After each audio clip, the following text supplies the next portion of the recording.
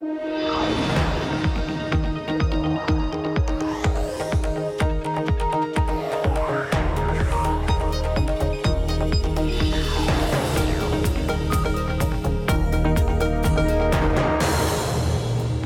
Emily Chang, and this is Bloomberg Technology. Coming up, tech's most valuable unicorn hints at an IPO. We'll break down the game plan for Uber after the new boss meets the troops for the first time. Plus, a Bloomberg scoop. Apple goes all in on the touchscreen, and the home button becomes a thing of the past as the countdown to the next big iPhone event begins. We have the inside track on the biggest design changes in iPhone history. And Warren Buffett sounds off on tech. Berkshire Hathaway chairman and CEO speaks to Bloomberg TV. We cover his biggest regrets in the tech industry and what industries are still ripe for disruption. But first, to our lead. The world's most valuable startup could be going public sooner than we think. Incoming Uber CEO Dara Khosrowshahi met with Uber employees Wednesday and said he thinks the company should go public in the next 18 to 36 months. He also outlined some of his top priorities on the job, including coming up with a new set of core values and bringing in a new chairman to help drive the agenda.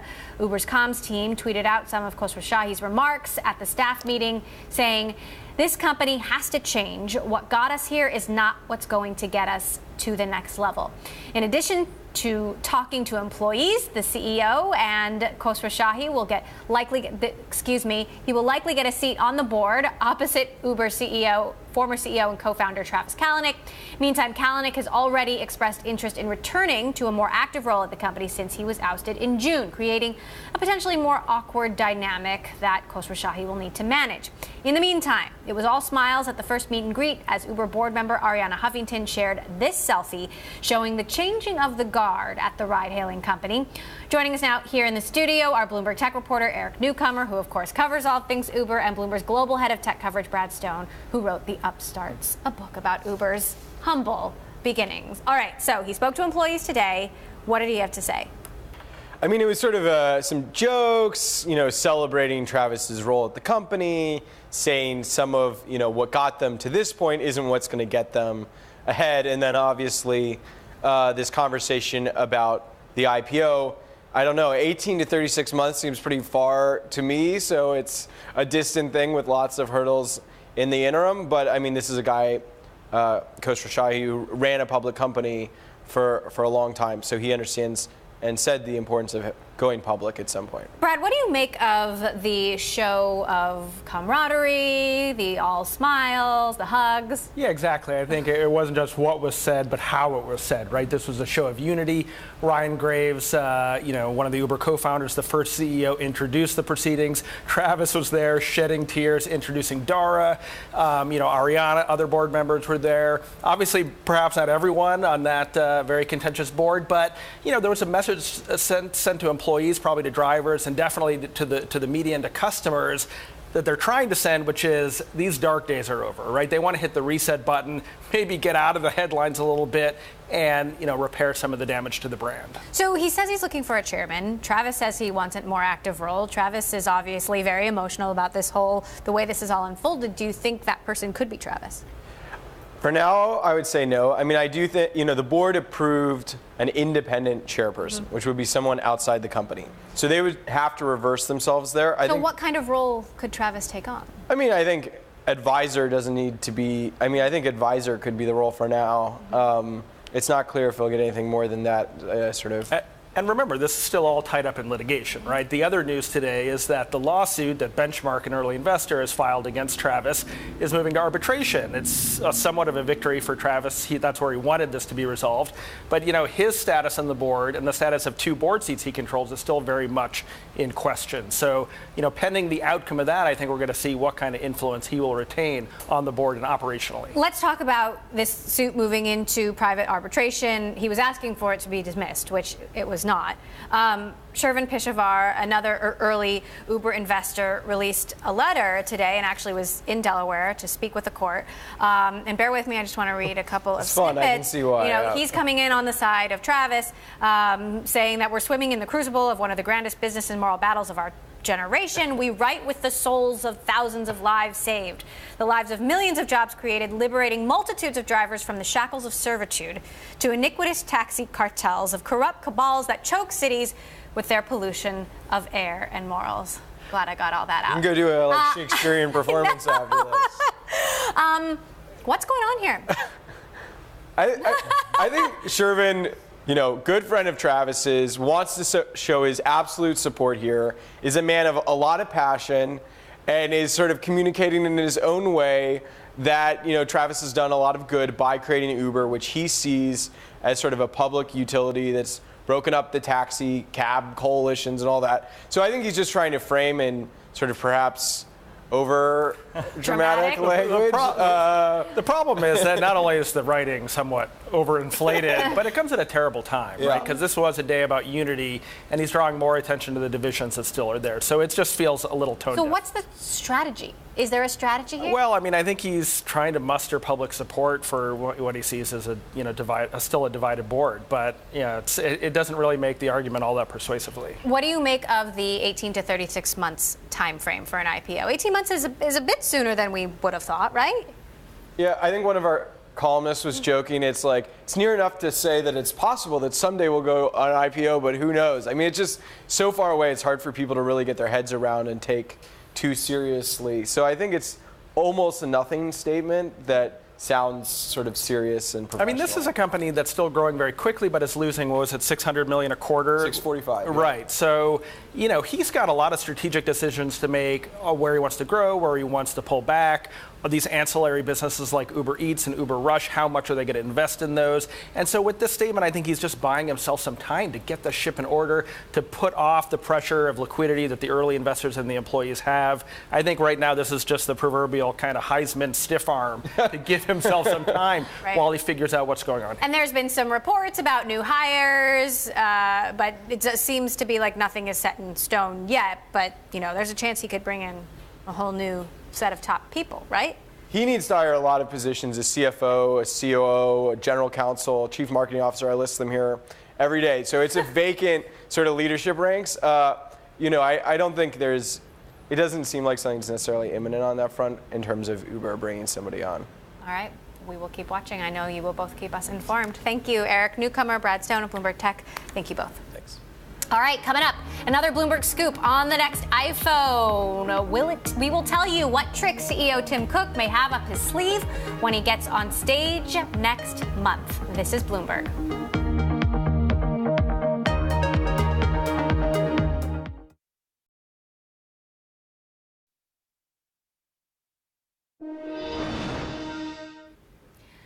The global music business is set for a major boom, and it is all thanks to streaming services. The industry is set to hit revenues of $41 billion by 2030, with $34 billion of that coming from streaming services, this according to a new forecast by Goldman Sachs.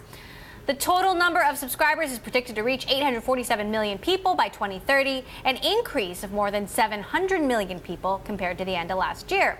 The report also says that Universal Music and Sony Music will benefit heavily from this outlook. Well, this year marks the 10th anniversary of the launch of the iPhone, and it looks like Apple has big plans for its newest model. Last week, Bloomberg was the first to report on several features of the new iPhone, including 3D facial recognition technology to unlock the phone with your face. And now we've got a new scoop, of course. Apple is planning to eliminate the concept of a home button on its flagship device. This according to images of the new device viewed by Bloomberg News and people familiar with the gadget. The move would mark the biggest interface change in the iPhone's 10-year history. Joining us now, our Bloomberg Tech reporter, Mark Gurman, and you saw these images. What did you see? Saw some pretty cool stuff. I think iPhone users are going to be very excited about this new phone. Obviously, they've been working on this phone for a very long time, trying to add a bunch of new features to really make a big splash to the product's 10-year anniversary.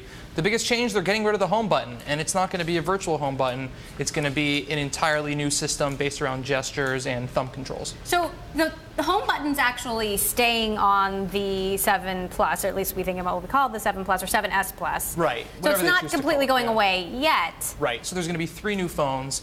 2 of them are going to have the general design of the current phones, the 7 and 7 Plus, the same screens, and they will have those physical home buttons. So the big changes are happening on the premium, higher-end third model. All right, we're actually getting some headlines about who will be replacing Dara Khosrowshahi at Expedia. Mark Okerstrom will be becoming CEO of Expedia as Dara Khosrowshahi moves on to take the CEO position at Uber. Khosrowshahi is actually going to stay on the Expedia board. Obviously, he's been there now for many years. We will bring you more headlines as we have them. So, back to Apple. In addition to the home button, what else did you see? I know there's some design changes, the corners, the screen is taller.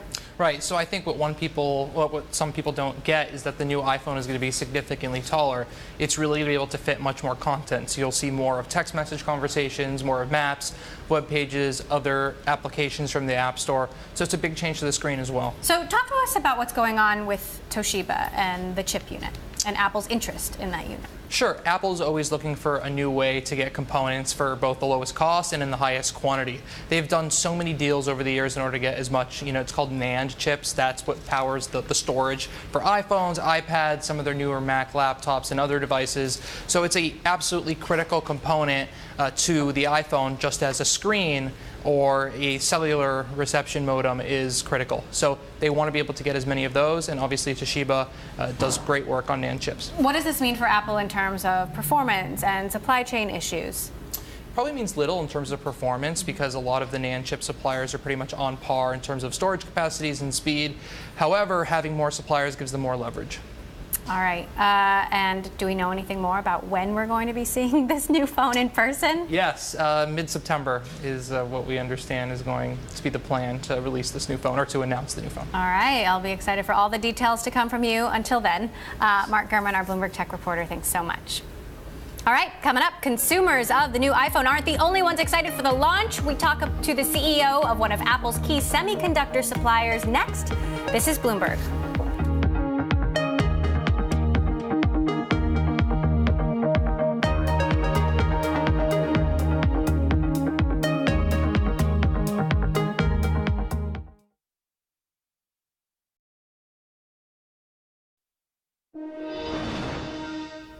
Toyota is aiming to nab a bigger slice of the ride-sharing market. The Japanese automaker is investing an undisclosed amount in Southeast Asia's leading ride-hailing service, Grab.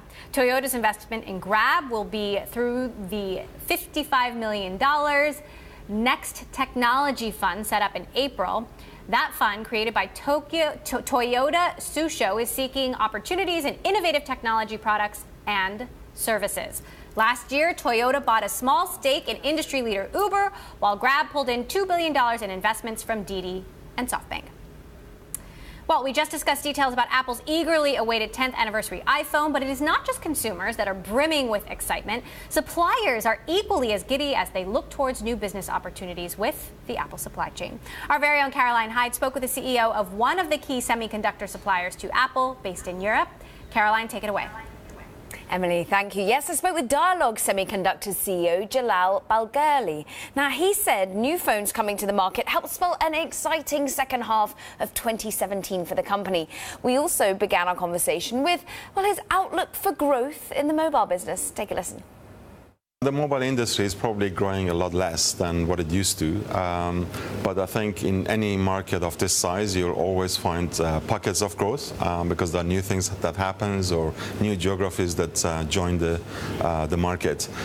So for us, I think given the huge size of this market worldwide, there's always areas that we can identify some pockets of growth and position ourselves. Talk to us about the geographical layout of that, because I'm hearing India, I'm hearing China. These have really been the areas that many of the mobile phone makers have been positioning in, and likewise, is this something that as the unit maker you have to be in as well? So we work with the OEM manufacturers, and to your point, so North America and Europe is fairly saturated, so majority of the business is replacement with the new products, and they have to be really exciting to stimulate demand. But on the other hand, in many of the emerging markets like China in the last few years, but now more and more India, and I think other areas of Latin America, Middle East, there's still plenty of growth as the smartphone sort of pervades the use across the world. So those companies, for example, we were working with companies that primarily used to focus on North America or China. Now they started exporting to Southeast Asia and India as well. And that's how our chips get used. Your chips in the mobile phone players, of course, immediately spring to mind. You're talking about potentially exciting new phones that are going to come on the market. One of your big companies that you supply to is, of course, Apple. Are you excited about the launch of the new iPhone 8? How much is there dependent on this new product? Well, you know, we have been a supplier to this very, very successful company for a number of years, and along with all the other suppliers, you know, we will watch this space and see what the new products are like and you know what they decide to use. But we've guided in end of our Q2 for an exciting Q3, Q4 growth, and typically pre-Christmas, there's a lot of new products get launched that use our chips. So we're really looking forward to the second half of this year. So how much do you think your revenue will eventually be dependent on the mobile? So mobile as a market is very, very large. So I think that always be a dominant part of our revenue, and is a very concentrated market as well. The 5 or 6 major guys in that market have majority of the revenue. So that creates concentration that people talk about is actually a facet of that market. So if you are successful, you have to be a concentrated player to a large extent. But there are other emerging markets in terms of IoT, in terms of more electronics in cars. So it's not sort of traditional automotive, but more new automotive in terms of beyond the dashboard into self-driving and LiDAR and other technologies that come on the scene. And that creates more requirements for electronics chips and electronics technology to be used. It sounds as though diversification is there. Are we seeing a diversification away from Apple as well? I look on the supply chain function of Bloomberg. It still says 70% of your revenue comes from this one particular phone maker. Right. We've seen what's happened to Imagination Technologies. How do you ensure that the same future isn't painted for yourselves? So we're taking steps in both diversifying within customers and diversifying with other customers. So and we are making progress on both fronts. So we are in more than phones, we are in tablets, we are in watches, we are in notebooks. So that's one way of diversifying, so you're not dependent on one source of revenue. And the other thing is the activity that we've started in China in the past 3-4 years. It started to bear fruit. So we have partnerships in addition to touching pretty much all the top names in China, like Huawei, like Vivo, like Xiaomi, and Oppo. We also have started a partnership with a chipset manufacturer in China where we complement their chips. So we provide the power, they provide the digital chips for mobile phone, for tablets, and they call Spectrum, which is the biggest mobile chipset maker in China. And through them, we can access a whole tiers of smaller customers, second-tier customers that we as a small company out of Europe will not have as much access to. So those are part of the things that we've put in place to ensure we have diversity in our growth. And lastly, many people see you as a German-listed company, but you're UK headquartered. How is the current political situation? You are someone who came from Iran to the United Kingdom. Right. This must be something that's close to your heart as well as to your business, that immigration is something that is being looked at. How is it changing the way in which Dialog Semiconductor orchestrates itself here when we are in a process of coming out of the EU? Well, I mean, we're very much an international company. We are headquartered in the UK, and we're very proud of that. So we're based out of our headquarters in Reading. The company started originally in the UK and is a PLC, as you mentioned. We are listed for historical reasons on Frankfurt Stock Exchange. So we will watch with interest to see how the evolution of Brexit works and what it means in terms of regulations in different areas for us. To date, though, there has not been a lot of impact so far. And we'll watch along with many other international companies how that potentially affect the attraction of talent, for example, to the UK. So those are the areas that we would be watching to see how that evolves. But outside of that, today we conduct business all the way around the world, and being in or out of EU per se, I don't think would matter to us much. And where do you build your next design center then? Where's the talent coming from? I think that it is likely to be in Asia. So we will continue to add talent to our locations in Europe, in the UK. But in reality, in terms of the number of engineers we need, we have to build potentially a design center in India. That was my conversation with Dialog Semiconductor's CEO, Jalal Bagherli. Emily. All right, Caroline Hyde in London. Thanks so much.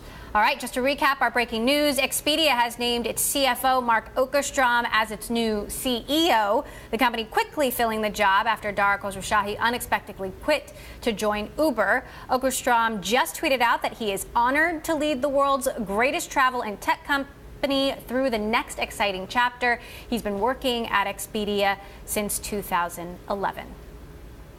Coming up, we speak to the CEO of a leading cybersecurity company, Symantec, how the business is faring in the wake of the recent high-profile WannaCry and Petya breaches. This is Bloomberg.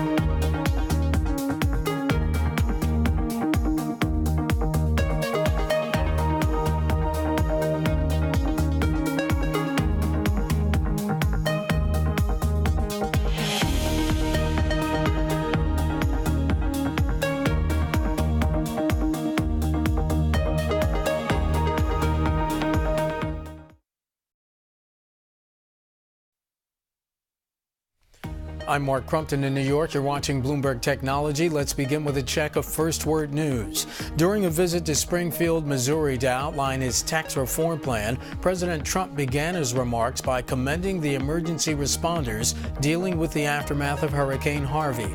To those who survived and have lost homes and loved ones, the president said, "We will be with you every single day after to restore, recover, and rebuild."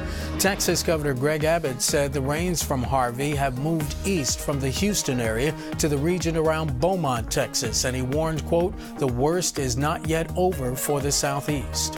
While we are dealing with what is now receding waters in Harris County and the ongoing evacuation as well as safety rescue process in Harris County, we're now also dealing with catastrophic conditions in southeast Texas. At a United Nations disarmament forum in Geneva, Switzerland, a member of South Korea's defense ministry said the international community must collect, quote, "strength and wisdom to deal with North Korea." North Korea's nuclear and missile threats are not just a threat to us, but a direct threat to your people who may be staying in or in the vicinity of the Korean Peninsula. Global news 24 hours a day, powered by more than 2,700 journalists and analysts in over 120 countries. I'm Mark Crumpton. This is Bloomberg. It's just after 5:30 p.m. here in New York, 7:30 Thursday morning in Sydney. My colleague Paul Allen has a look at the markets. Paul, good morning. Good morning, Mark. Well, we're seeing Nikkei futures traded out of Chicago higher by 0.4% as the market in Japan waits on industrial production numbers for July, and that's expected to contract a little, about 1/3%. Here in Australia, ASX futures looking pretty flat, just up 1 point at the moment. In about an hour's time, we'll have the Treasurer, Scott Morrison, delivering the Bloomberg address here in Sydney. You'll be able to watch that on Live Go. China's major banks will be in focus today after the four biggest banks all beat estimates for second quarter net income by curbing bad loans and being propelled by improved growth in China. Just take a look at a couple of them. Bank of China's second quarter net income up 23% to $8.7 billion. ICBC, meanwhile, up to $11.7 billion for the quarter. Also watching Bank of Korea rate decision out today, expected to stay on hold at 1.25%. I'm Paul Allen in Sydney. More from Bloomberg Technology next.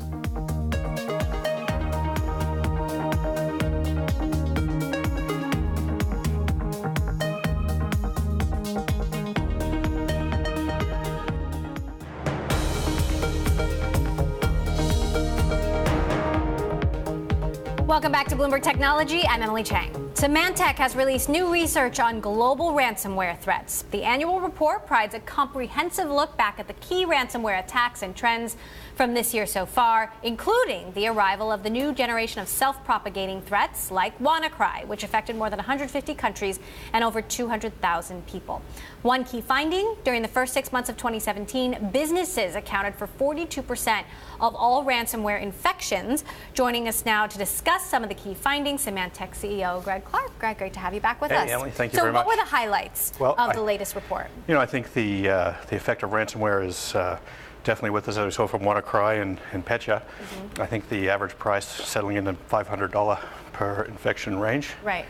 I think really interestingly, tools for making this kind of ransomware have emerged. We found one in China that's made for criminals by criminals that allows them to mint ransomware attacks for Android and participate in the financing, so something we really care about. So the demands have actually experienced some inflation, right? The price is going up in terms of what these guys are asking for. Absolutely. We think that this kind of stuff is going to be with us for a long time. More than just crypto locking computers, it may be things that are extortion related, but something that consumers and businesses will need to care about for a long time. So what do you think when you look at the cyber landscape right now? Obviously things are moving quickly. What is the biggest threat? So, I think the threats are broad-based. There's definitely an easy way to make money through ransomware. There's also still a massive plague in identity theft. This is still something that's with us all across the world. And I think really, protecting your identity, making sure that you have services that alert you about your identity being stolen, the protection of your credit is important. And then there's also the huge proliferation in the home for consumers around IoT devices that are doing bad things, emanating from the house. And I think this is another crisis that we have to be careful of right across the globe. Now, Symantec has been making a lot of acquisitions. Some say the company is basically going through a complete makeover. What is the actual integration strategy? What does that look like? What's that look like? Yeah, so we made two really big transformational acquisitions: Blue Coat on the enterprise side and LifeLock for identity protection on the consumer side. Those have gone extremely well, and as we've been reporting on those in our quarterly calls, I think our consumer business has gone very well. We had period compare, we'd been down 8% in our consumer revenue. After LifeLock, we were up 1% same period. There's very strong results. And we just did two other small acquisitions, one called Fireglass. This is focusing on the area of isolation. This is a topic where we don't let the bad code or the bad malware get to your endpoint or get to your server. It runs in the cloud. Very powerful technology. And then the other one, SkyCure, which really brings us up to best in class on all the mobile platforms. And you've just finished a trip around the world, and you're seeing some emerging trends that really change the cybersecurity landscape. Yes. Tell me about that. Yeah, I just came back from, I just circumnavigated the globe in the last few days. So I just got off the plane from New Delhi. So well, thanks for coming in. That was very good. So I think a couple of things, some of the economies out in APAC are moving to a cashless economy, big digitization efforts in their society. And I think, in India now, you have your bank account on your phone, and you can do all your e-commerce and things like that in a very emerging economy. The attack surface increase is massive, where you have the ability to get at banking and get at payments on a phone. You have a lot of criminal activity. So I think, this is something I think is going to play globally for quite some time. And the security environment in the light of the Petya and WannaCry breaches, what is demand like? Demand, I think demand is fantastic. We're seeing demand in consumers is on the rise, and in the enterprise it's great. And even in emerging markets like in India, we just had launched a service with Airtel to bring all of the cyber defense capabilities to their customers. That was, those conferences were packed. The follow-up was amazing. So definitely we're in a situation of strong pipeline build. All right. Greg Clark, CEO of Symantec, giving us the cyber landscape update. Thanks so much for stopping by, fresh off the plane. Thank you. All right. PayPal is turning to the physical world to help extend its reach in the digital world. It's introducing a credit card that offers customers 2% cash back on purchases with no annual fee. The move is part of CEO Dan Schulman's effort to transform PayPal from a payments button on websites into a financial tool used in brick-and-mortar stores. He's forged 24 deals over the last 18 months with companies including Apple, Visa, and JP Morgan. Coming up, VMware's roster of cloud computing partnerships grows. My conversation with CEO Pat Gelsinger next. This is Bloomberg.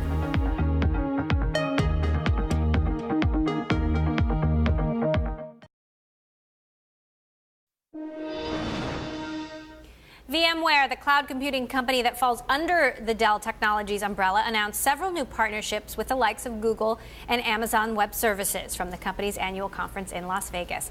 I sat down with VMware CEO Pat Gelsinger at the event for an exclusive interview and asked how current partners reacted to the latest cloud partnerships. We have those conversations, we update them, we want no surprises because we're trying to be very, very thoughtful in our relationships with them. And clearly Amazon says, will this work on the Amazon service that we just did? IBM, they're also working and partnered with Pivotal in that community. So we go through all of those discussions because it's real important to us, just like you would. Think about these partnerships like friendships. Mm-hmm. I may do some things that you didn't necessarily want me to do, but let me explain to you. I don't want to surprise you. I want to see, and maybe there's even opportunities for us to work together in different ways as a result of this. And that's how we really approach working with our ecosystem partners. So does the frenemy term apply here? Well, in this case, we just say it's all friends. Okay. So are you at all concerned that this partnership with Amazon, for example, could lead to them stealing your business? Absolutely not. And, if you think about it, and several have asked that question, and, customers, if they wanted to just move to the Amazon service, they would have, right? It's not like the Amazon service just appeared yesterday. It's been around for a decade plus now. And what customers have found, Emily, is that to re-platform my application, it is hard, and it doesn't give me a whole lot of value. Yesterday I had the app, tomorrow I have the app running in an Amazon cloud. I had to put a lot of work to get it there.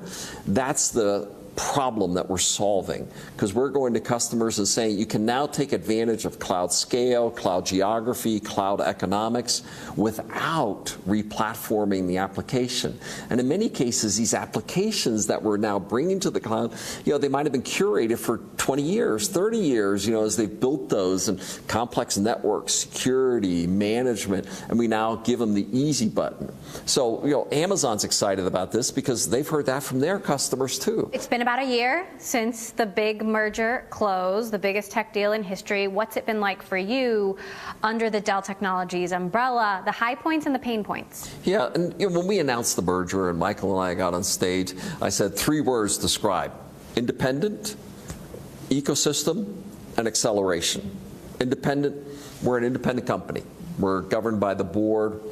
Dell, Silver Lake, they happen to be our largest shareholder. But Michael doesn't bug you too much? Is that what you're saying? Of course he bugs me a lot. He's the chairman of my board, but I'm managed by the board. And it really is the multiplicity of the board. He was committed to our independent ecosystem, and he's going to accelerate his business with us. So we said $1 billion of synergy. Now, clearly the independence, that's working just great. The board is happy. Obviously, when the company is doing well, boards are happy. That's wonderful. Ecosystem. Think about the partnerships that we've announced. IBM, Amazon, the HP announcement we announced this week. All of those are not necessarily in Dell, the traditional view of Dell's best interest. But Michael says if it's good for VMware, it's good for Dell Technologies. So we're clearly seeing the ecosystem is being supported. And then finally, we raised our guidance for the acceleration. Last quarter, we did that. So overall, we're seeing them sell more of our products and building more new products together. So overall, we're exceeding the expectations that we had a year ago when we announced the deal. How is the networking business doing? Is it still growing as rapidly? Are you seeing meaningful competition from Cisco? Networking is going great for us. We're really seeing NSX, and the vision I laid out for it here is really bold in the sense that it isn't just in the data center or more, but between data centers, between clouds, across any clouds. We're stretching it to be IoT and into the core service provider network. Today's announcement into next generation container. We're really viewing it, as this common fabric that connects all of these things together, turning data centers into centers of data that have this connection across everywhere they go. So going very well. The relationship with Cisco, they continue to view this, that networking layer, but we're in this hardware business, and what we're finding is customers are running a lot of our overlay networking on their hardware. And that's okay. It works great. We support them. Maybe half of our customers run it that way. But our vision for where we're taking NSX is much bigger, much broader than any traditional view of networking. And that's why it's a really thrilling period for what we're doing in NSX and that business overall. And just a last question about security. I know you've unveiled a new security product. How concerned are you at the level of threats that we're seeing from cyberspace? Will the industry ever be able to really get ahead? Yeah, and as I declared in my keynote on Monday, I think we, the tech industry, have failed our customers in security.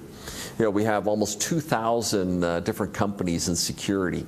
Mind-boggling innovations going on, but there's so many point products sort of that are, as we would call it, chasing bad. And what we need to do is think holistically in a very different way to solve the security dilemma. And we call it enforcing good. So we announced some new products that are, app defense is one of those in particular. But we said 3 things that we need to do to fundamentally change the game in security. One is, it's not about infrastructure. Infrastructure must essentially eliminate many of those products and make it secure infrastructure.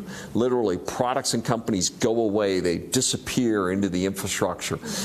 You can't turn it off. It is always secure. Second, we must integrate into the core security ecosystem and automate, integrate, validate, so customers aren't trying to put all these pieces together. We've done it for them.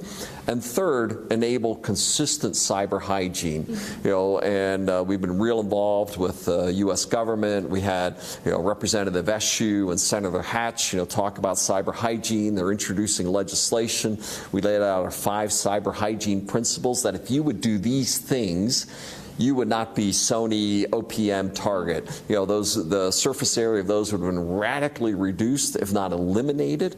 And it's sort of like a great sports team. You practice the basics. And if people were practicing the basics and implementing these things consistently and well, we think we'd eliminate a large portion, maybe 80 or 90% of all cyber losses would be eliminated. So, we believe this is the right way to think about security in the future. We, VMware, are stepping forward in a much bolder way in this regard, partnering with Dell and our ecosystem. It's time to change the game on cybersecurity.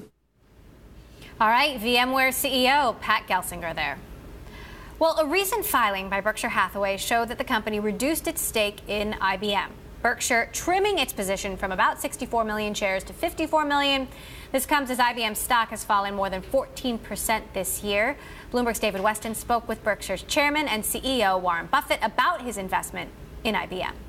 I've made lots of mistakes. That's part of the game. I mean, there is no way in the investment business. Somebody says to you they never made a mistake, check them out. But that was a fairly large commitment, and I would say that the competition. What's really fascinating to me, actually, is what Amazon did with the cloud. I mean, here is a company that you don't even think of as being in that business 6 or 7 years ago, and Jeff Bezos has really taken something, you wouldn't have thought they'd be doing that. And from a standing start, and he has even said on Charlie Rose, he was amazed at how much runway he was given. But here are a bunch of very smart people in the tech industry around him, and not just IBM, but Microsoft, Google, you name it. I mean, the people. And they all let them have a big lead, and you don't want to let a smart fellow have a big lead. Bloomberg's David Weston there speaking with Berkshire Hathaway chairman and CEO, the one and only Warren Buffett. Coming up, after a big push for diversity in tech this year, where does it stand for those just entering the field? We'll speak with Code.org CEO Hadi Partovi next. This is Bloomberg.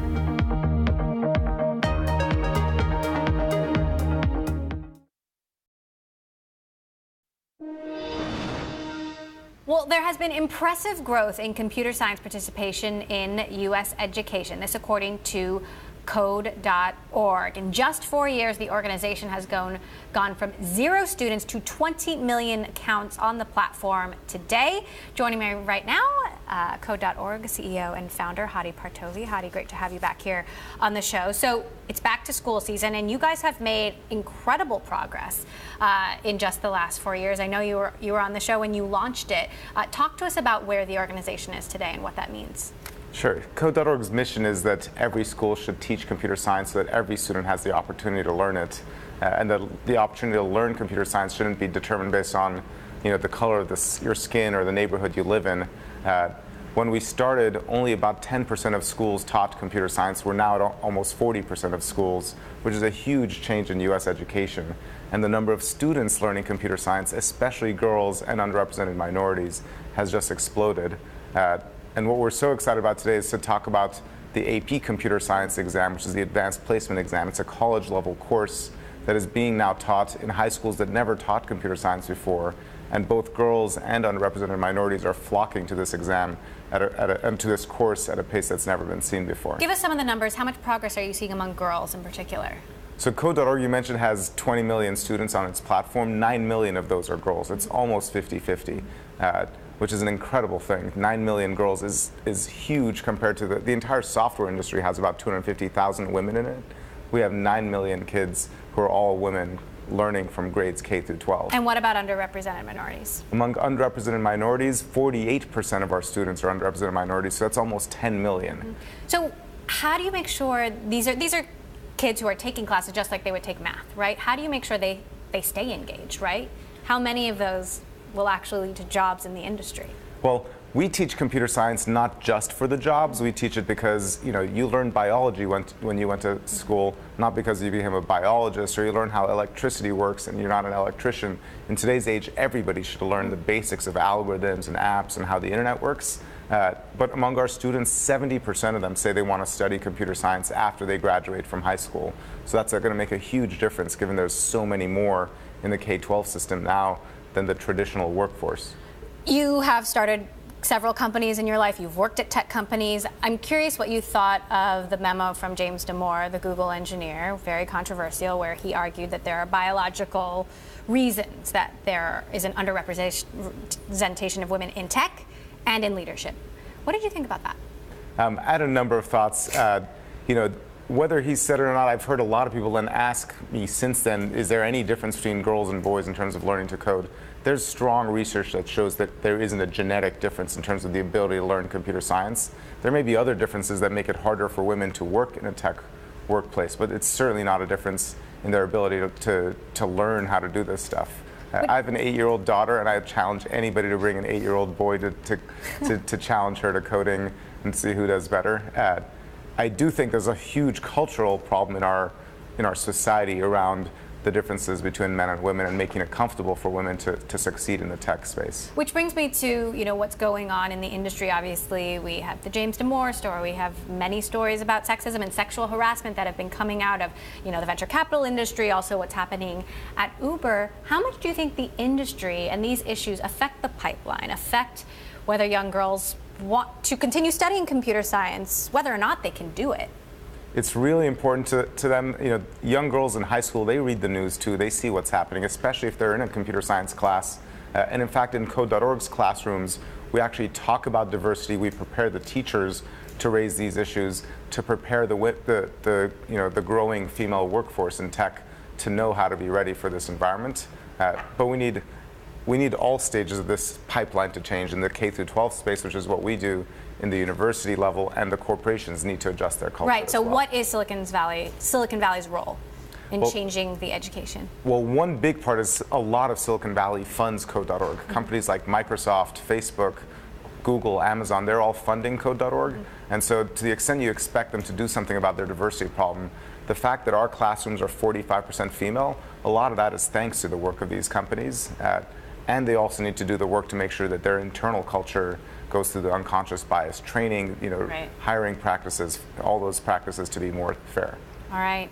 Hadi Partovi of Code.org. Great work you guys are doing. Thanks so much Thank you, for stopping by and sharing that update. That does it for this edition of Bloomberg Technology. This Thursday, we will bring you a special devoted to cryptocurrencies. It's a $150 billion industry and one of the biggest investing plays of the year. This is Bloomberg.